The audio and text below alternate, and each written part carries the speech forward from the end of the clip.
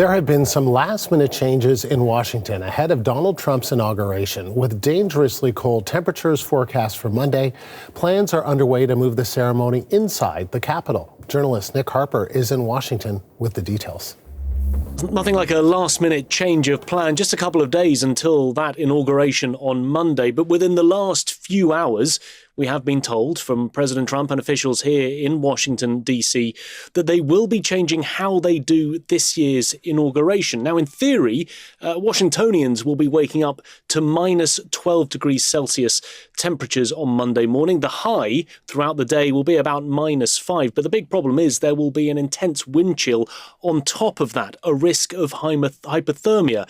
And of course, remember that in the original planning, there would have been plenty of older politicians and spectators, including former presidents, outside in those incredibly cold temperatures. So the decision has been taken to move all of this indoors, and instead Donald Trump will now be sworn in as president inside the Rotunda on Capitol Hill. It's only the third time that we've seen a swearing in indoors. The last time was back in 1985 for Ronald Reagan's second inauguration.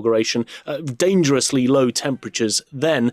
And before that, it was 1821 for James Monroe. There was a snowstorm. His proceedings got moved inside to the House of Representatives chamber. Now, of course, in the run-up to this, there has been huge security preparations going on. We're told that there will be about 25,000 law enforcement officials out during the course of the day, police officers, army personnel on standby as well. There's also about 50 kilometres of fencing that has been erected around much of the downtown area of Washington, D.C. There would have been vehicle checkpoints, security checkpoints. In theory, all of these will remain in place. And instead now Donald Trump being sworn inside that Capitol building means that he would still be within the protection zone. But of course, there will not be those outside proceedings that we normally see on the steps of Capitol Hill. And so what else can we expect at the inauguration? Well, the other big thing that normally happens on Inauguration Day is the parade that takes place on Pennsylvania Avenue from Capitol Hill to the White House. That is being moved indoors to a sports arena just down the road. We're not exactly sure what that will look like, but we're told that Donald Trump will be making an appearance.